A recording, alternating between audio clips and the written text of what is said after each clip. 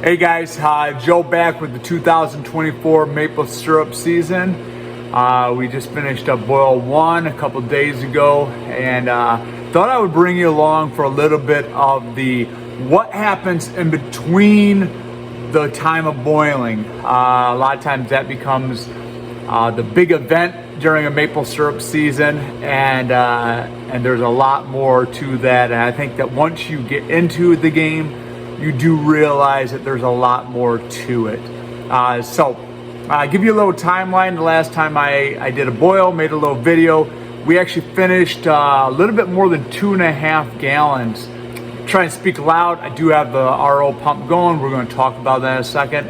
I left all the sap on the trees that day because it started blowing. It blew really, really strong, up in the mid-20s, and leaving sap in the buckets helps keep the buckets on the trees and the buckets on the ground from blowing all over the neighborhood. So I did that late Thursday night. Today is Friday, so late last night I went out with a few kids and a flashlight, right? And we collected 85 gallons. Pretty low from what I could tell, 1.8 to 2%, but 85 gallons of sap. We're freezing up, and we're going to be frozen for a couple days. I'm currently on a midwinter break, so I have Friday off and Monday, and the goal is that I'll be able to boil on Monday. Saturday, tomorrow, is supposed to be in the low 20s, and I'm sure that Sunday is going to take quite a bit to rebound. So my goal was to get the sap off the trees before it froze in those buckets. I got it in last night, and so I'm going to show you what I've been working on today. And so this is the first part of it, is basically trying to RO in really cold temperatures. And I've got to say that those membranes from Membrane Solutions, those two 400-gallon jobs, man, they're doing some work today. They really are doing some work, but much slower than they should be because the temperature of the sap is really, really low. So that's the first thing that I want to cover with you guys. The second thing is we're going to go inside and do some bottling and just kind of show you how I do my bottling. And I will say that first batch filtered out really, really nice. So bottling is going to go well. But let's look at the RO really quick. So what you see here is I've got everything covered up because, like I said, in the barn, ground of the barn is probably not more than I can't imagine it's more than 32 degrees, but I did take it off my carry-all because I was afraid that air would go underneath it and really ice it up. I put those 3 barrels close together, and then I covered them up. This is water. I can't show my face and this stuff at the same time. So let me move you over to this side. So different angle, but here are my tanks. I got 3 tanks that had sap in them. Right here are my water tanks, and those are linked together. And I will say that another one of those improvements that I'm doing this year, instead of hauling the water out in 5-gallon pails or getting all sloppy wet by moving with a dolly, I am now just letting it loose into that drain once I have these full or I know how much I've actually pulled off. Straight below you, this is that RO pump, and so once again, everything is working. I'm trying to keep it covered up.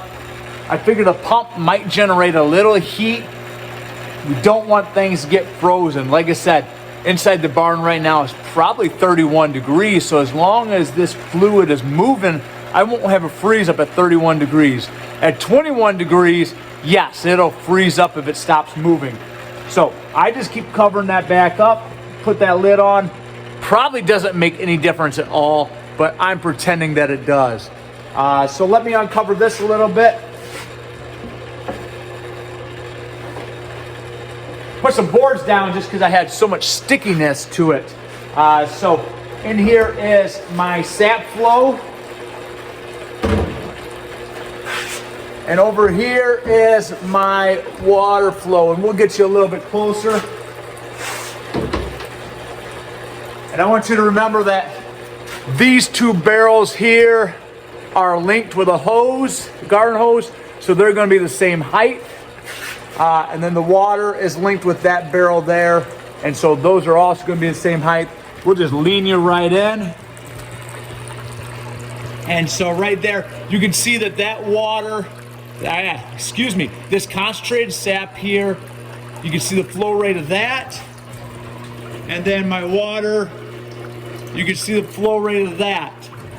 Traditionally, when you're ROing, you want the sap and the water to be at about the same rate. So my sap's actually saying it's at 35.6 degrees, which basically tells me that, hey, my thermal mass of my concrete actually helped out quite a bit by getting it on the ground. But still, 35 degrees is really cold for an RO. I think these things are rated to flow better at about 40 degrees. So this is what I'm working on. Like I said, I had the ability to take the day off, or really I had the vacation day. And so we're working on this right now. Like I said, this barrel here started out about 1.8. These two did. The sap in the bottom of it's about 6.5%. The sap going back in is right around 8%. So I'm getting pretty close to the end. And this barrel here would be at the same height. And then I do have a third barrel over there that after I do a little rinse cycle, we will go back to it. Sorry about the crooked head angles and everything, but I can't show what's on the ground and me up in the air at the same time. So that's just a little look at what we do in between boils. ROing usually is pretty effortless. This I'm checking on every hour to 2 hours, just because as it gets more and more concentrated, the flow rate usually slows down a little bit. Usually it doesn't matter. Usually you'll run it out, but I have had to adjust the flow rate a little bit, or really I have had to adjust that valve there that really limits the flow, increases the pressure. Had to adjust that a little bit, but this is what we're working on. I will take you guys inside in a little bit.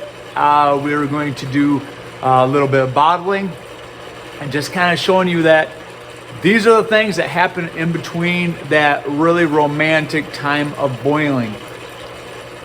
Now, my other option was boil straight sap, and I don't want to do that if I don't have to. Oh man, ice coming off. We had some snow yesterday. And so if I don't have to boil straight sap, I have a whole lot less boiling on a Monday than 85 gallons of sap, 7 gallons an hour. I'm there all day, 12 hours of boiling without missing a beat. This I'll get down to 5 hours of boiling, 6 hours of boiling. There, I got a lot better attitude, right? So I will see you inside in just a little bit. Well, welcome back, guys. Earlier we were looking at the RO, and now we are doing a little bit of bottling in the kitchen. And once again, these are the things that we do in between that romantic time of collecting and boiling. Those are a lot of fun, but preservation and getting the sap ready, that's really the work in between the filmings or the events, right? You have family over for the boiling, not usually for the bottling, not usually for the ROing. So I'm going to show you guys, bring it in a little closer, kind of show you my tools that I use, and then we'll get to it for a little while. So the first thing you'll see here is this is just I think that's an 8-quart stock pot. And so we just have that on a fairly medium heat. This is an electric burner. You want to make sure you're not heating up your syrup too fast. This is just a regular old cheapo, pretty inexpensive meat thermometer. It's a digital one. We use this for pretty much everything. and its accuracy is pretty good. And I just boiled to 219. I'm not a hydrometer guy yet. And so what we're trying to do is we want to make sure that we're not boiling. We want to make sure we get above 185. And usually I shoot for about 190. So you can see we're creeping right up there. So we're gonna go a little bit more, and then we're gonna start bottling. And honestly, this syrup holds its heat pretty well. So once we get up to that spot, it's pretty good. So while that's doing its last couple little heat cycles, you know, those electrics go on and off, you can see that I have a rag down. As I'm waiting for this to get up to that final temp, let's check it one more time. We always try to use like multi-use things. So we're above 187. I'm gonna turn this heater off.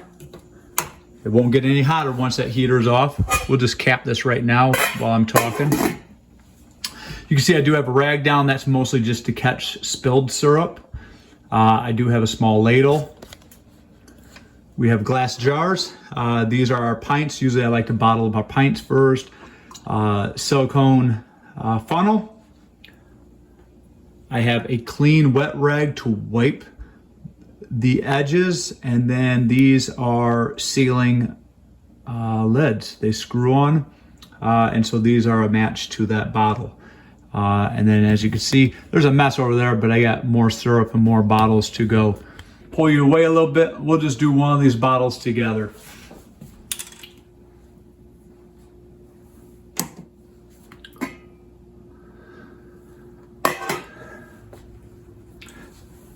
I like to pull this up nice and close. And then I like to lean this over just a little bit. Now, syrup, when we're putting it in hot, we need to understand that for display purposes and the beauty of the bottle, you really want to fill this all the way up to the neck, because as this cools, it's going to take up smaller space. So you can see I take it right up to the edge, bring my next bottle in, swap out funnels. That's probably a little bit too much. You can see that's right on the edge. I will wipe that down. I'll put my lid on nice and tight, and then I am going to put it on its side. Give it a little tilt. Air bubbles will move up.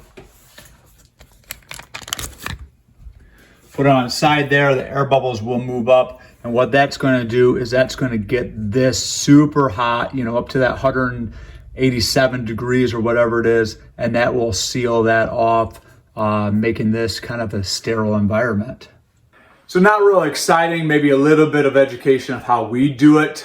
Maybe your situation will be different, but these are the things that we try to do in between. You know, we're trying to reduce the sap out in the barn so that it's easier to boil, and then I'm trying to get this stuff bottled up, packaged away, so that we have counter space when the next batch comes along. So there you go, guys.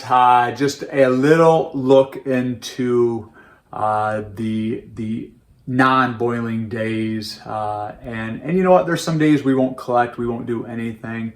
It's not an everyday thing. We're very weather dependent, but we want to be ready to go when the sap starts to flow. Kind of rhymed, eh? So there you go. Have a great day. We'll see you later.